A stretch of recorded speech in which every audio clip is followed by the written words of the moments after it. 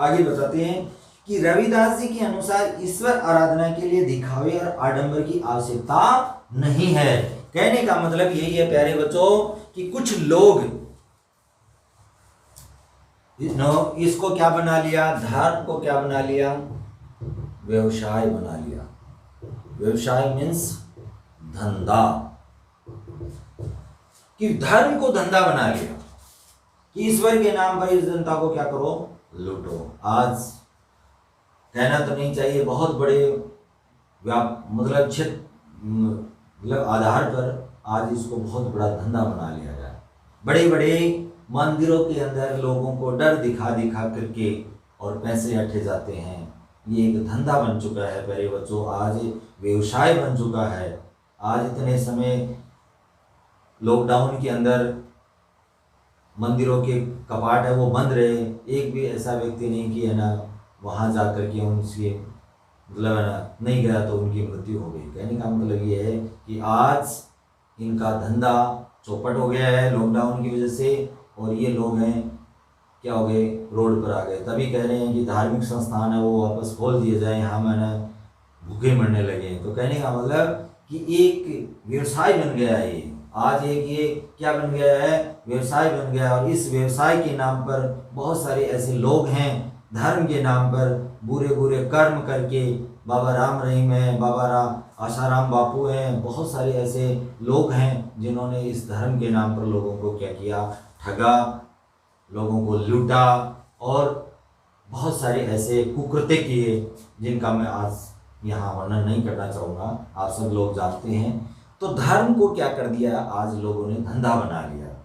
लेकिन ईश्वर के समक्ष हर व्यक्ति समान है, उसके लिए दिखावा करना, छापा तिलक लगाना, माला धारण करना, जटा बढ़ाना, ये सब अच्छी बातें नहीं है, ये केवल दिखावा है। तो उन्होंने कहा है माथा तिलक हाथ जप माला, कि माथे पर क्या कर दिया, तिलक लगा दिया, हाथ में माला ले ली, उसको जपन कर रहे हैं, जाप कर रहे हैं। जग ठगने को स्वांग बनाया, एक सांग निकाल दिया, एक ऐसा बाह्य आवरण बना लिया कि ओ हो ये तो बहुत बड़े सन्यासी हैं, बहुत बड़े ज्ञानी हैं, बहुत बड़े पहुंचे हुए प्रकांड विद्वान हैं ये तो। ऐसा मार्ग छोड़ के कुमार्ग डाई के, मार्ग है वो अच्छा मार्ग, उसको तो क्या कर दिया उन्होंने, छोड़ दिया, और कुमार्ग पर क्या कर रहे हैं, वो डाका डाल रहे हैं, कुमार्ग को अपना कर। साची प्रीत बिन राम न पाया, और साची जिसने अच्छी, साची का मतलब होता सच्ची, प्रीत प्रेम जिसने किया है राम से, उसने ही क्या है, राम को पाया। कि जिसने सच्ची प्रीत की है, जिसने सच्चे मन से ईश्वर की भक्ति की है, उसने क्या किया है, भगवान को प्राप्त किया है। आगे कहा है उन्होंने, कहा जाता है कि एक बार साधुओं ने उन्हें पारस पत्थर दिया। पारस पत्थर प्यारे बच्चों, पारस एक ऐसा पत्थर आता है जिसको लोहा छूने से, लोहे के छूने से, लोहा छूने से सोना बन जाता है। लोहा छूने से क्या बन जाता है, ये सोना, गोल्ड बन जाता है। तो एक बार बहुत सारे कुछ पुरुष जो साधु पुरुष थे, उन्होंने क्या किया, उनकी गरीबी को मिटाने की, भाई जूती का बनाता है बेचारा, गरीब आदमी है, ये बहुत ही मतलब है अच्छे दिन आ जाएंगे, इसको अगर हमने क्या कर दिया, पारस पत्थर दे दिया, तो ये क्या करेगा, सोना बना करके और बहुत अच्छा विद्वान मतलब वो बन जाएगा, धनाढ़ व्यक्ति बन जाएगा, तो इसकी गरीबी दूर हो जाएगी। तो इसलिए साधु पुरुषों ने उनको क्या कर दिया, एक पारस पत्थर दे दिया। देखिए, लेकिन सांसारिक सुखों में उनकी रुचि नहीं थी, कि सांसारिक सुख तो उनको चाहिए था ही नहीं। अगर वो सांसारिक सुख चाहते ही तो फिर ऐसा जो छोटा धंधा, जिसको जूती जो बनाने का काम है, या जो जूते बनाने का काम है, चमड़े का काम क्यों करते, अगर वो और भी धंधा कर सकते थे। उन्होंने पारस साधुओं को लौटा दिया और जूतियां गांठ कर ही अपनी आजीविका चलाते रहे। उन्होंने उन साधुओं को ये जो पारस पत्थर था वो लौटा दिया कि मेरे किस काम का, मुझे नहीं चाहिए, मुझे किस सोना की क्यों चाहिए, मेरे को इस मेरे से जो जूती मैं बनाता हूँ उससे जो मुझे इनकम होती है, अर्निंग होती है, मैं उससे अपना जीवन यापन कर सकता हूँ। जूतियां गांठ करके उन्होंने और अपनी आजीविका चलाते रहे। उसमें भी वे संतों के प्रेम में मग्न होकर उन्हें बिना धन लिए जूतियां पहनाकर आनंद का अनुभव करते थे। यानी कि जूतियां भी जो बनाते थे वो भी प्रेम से ऐसे ही पहना करके साधु लोगों को, और उन्होंने आनंद लिया। उसके भी उन्होंने बहुत सारे लोगों से तो पैसे भी नहीं लिए, आनंद का अनुभव किया। प्रेम, संतोष और त्याग के ऐसे आदर्श ने उन्हें सिद्ध संत की श्रेणी में लाकर खड़ा कर दिया। अरे जिस व्यक्ति के पास में एक आजीविका चलाने के लिए एक जूता बनाता है और वो जूता भी क्या कर देता है, फ्री में किसी को पहना देता है और उसके बाद में भी अपनी आनंद की अनुभूति करता है, यही ऐसे सिद्धांत उनको क्या बना दिया, एक संत की श्रेणी के अंदर ला करके खड़ा कर दिया। एक ऐसे संत के श्रेणी में ला करके खड़ा कर दिया जिसकी श्रेणी के अंदर आने के लिए बड़े बड़े जो लोग हैं वो तरसते हैं कि हम भी ऐसे क्या श्रेणी में आ जाए। तो प्यारे बच्चों, ये था उनका जीवन। और अब अगले पेज में हम पढ़ेंगे अंत में कि उनके बारे में जो एक बहुत अच्छे हमारे कवि हुए हैं सूर्यकांत त्रिपाठी निराला। अगला पेज पलटिए और उसके अंदर उन्होंने क्या बताया सूर्यकांत त्रिपाठी निराला ने, वो देखिए।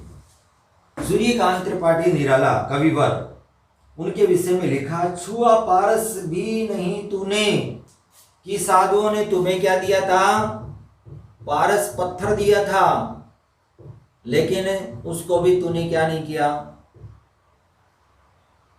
छूना, कि नहीं छुआ।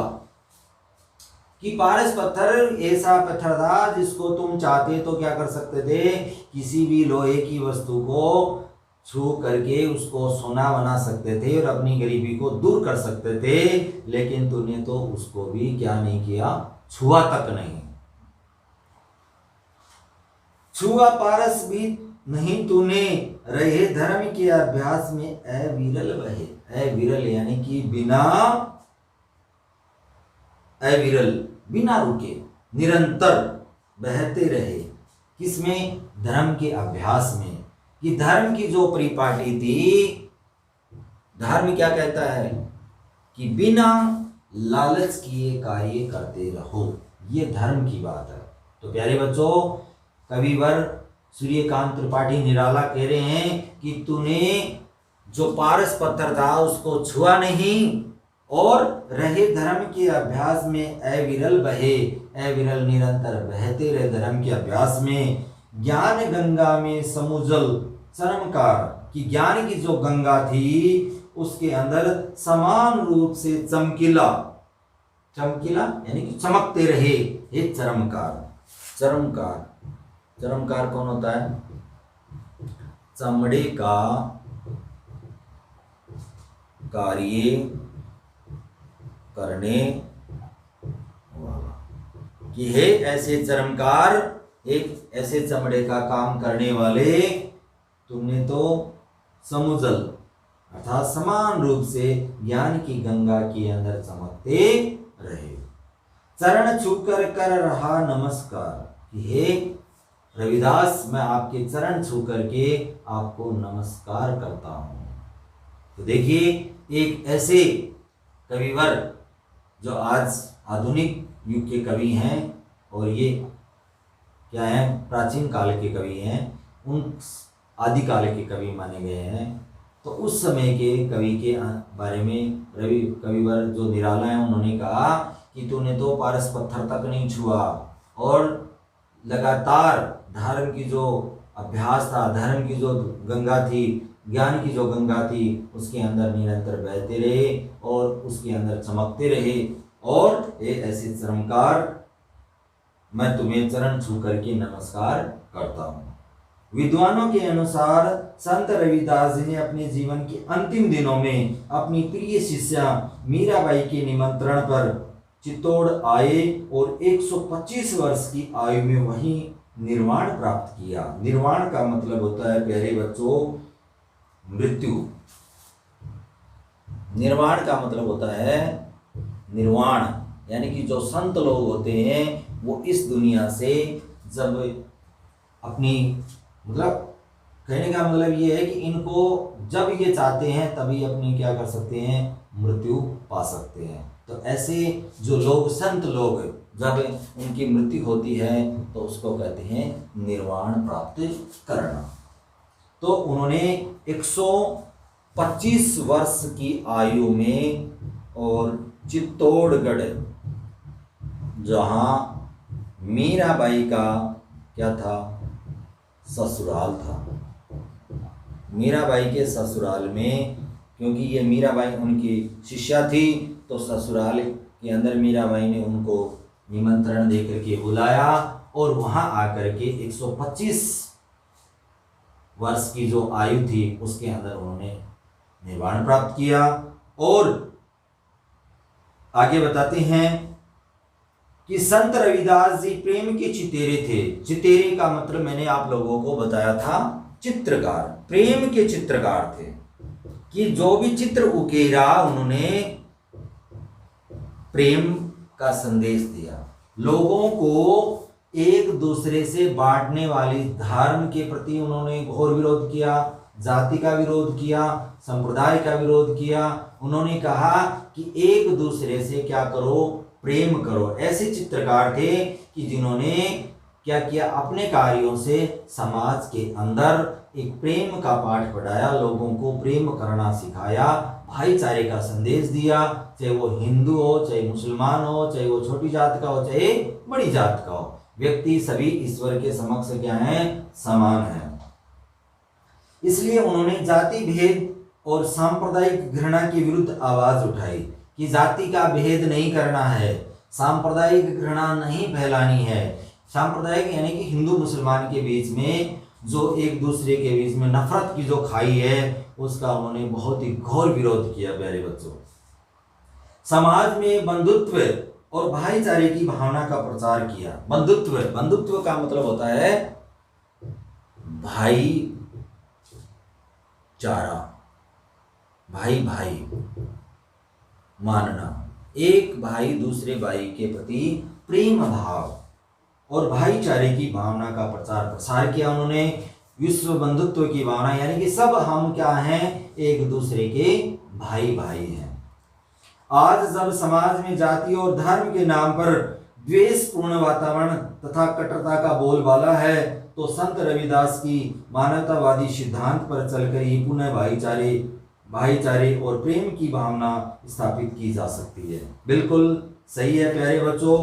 आज समाज के अंदर इतना मतलब है ना कट्टरता आ गई है। आज छोटे छोटे मतलब है ना समाज के अंदर भी, छोटे छोटे गांव के अंदर भी, बड़े बड़े शहरों के अंदर आप लोग देखते हैं आए दिन है ना ऐसे मतलब दंगे होते रहते हैं, सांप्रदायिक जिनको कहते हैं, सांप्रदायिक दंगे, कि जिसके अंदर लोगों ने सांप्रदायिक दंगे पिछले दिनों जो दिल्ली के अंदर हुए थे, आप लोगों ने भी देखा होगा समाचारों के अंदर और न्यूज़पेपर में पढ़ा होगा कि कितने लोगों ने वहां जान गंवाई। वो क्या थे, सांप्रदायिक दंगे थे। तो ये जो बातें हैं आज बहुत ही सटीक बैठती हैं। आज हम समाज के अंदर जो सांप्रदायिक भावना, जो घृणा फैली हुई है, वो हम किस प्रकार मिटा सकते हैं। रविदास जी के जो कर्म, रविदास जी के जो दिखाए हुए रास्ते पर चलकर ही हम क्या कर सकते हैं, सांप्रदायिक जो भावना एक दूसरे के अंदर फैली हुई है इसको हम क्या कर सकते हैं, मिटा सकते हैं। इसलिए प्यारे बच्चों, अंत में मैं यही कहना चाहूँगा कि हमें एक दूसरे से प्रेम करना चाहिए और हमें ये नहीं मानना चाहिए कि ये छोटी जात का, ये बड़ी जात का, मैं निम्न जात का हूँ, ये उच्च वर्ग उच्च जाति का है। और इस प्रकार की जो कट्टर भावना है वो हमारे अंदर नहीं आनी चाहिए। कर्म प्रधान समाज का निर्माण करना है। जाति व्यवस्था ये कुछ नहीं है, केवल व्यक्ति का कर्म होता है। अगर कर्म अच्छा कर रहा है तो वो किसी भी जाति में, किसी भी संप्रदाय में जन्म ले भले ही, और अगर वो निम्न कर्म कर रहा है, बुरे कर्म कर रहा है, तो वो चाहे उच्च जाति का ही व्यक्ति क्यों ना हो, वो उच्च पद प्राप्त नहीं कर सकता। इसलिए अंत में मैं आप लोगों से ये रिक्वेस्ट करना चाहूँगा कि अच्छे कर्म करें, अच्छे एक समाज का निर्माण करें जिसमें ना कोई जाति हो, ना कोई धर्म हो, ना ऐसी कोई व्यवस्था हो जो एक दूसरे को हमें अलग करती हो। एक दूसरे से जोड़ने वाली जो बातें हैं वो हमें फैलानी चाहिए। एक ऐसा संदेश देना चाहिए कि जिसके अंदर एक दूसरे से लोग जुड़ें, एक दूसरे से अपने अपने भाई भाई की तरह रहें। तो ये था हमारा पाठ है प्रेम के चितेरे संत रविदास। तो इस चैप्टर में कोई भी बात अगर समझ में नहीं आए तो बेझिझक प्यारे बच्चों मेरे से संपर्क करें। जय हिंद, जय भारत।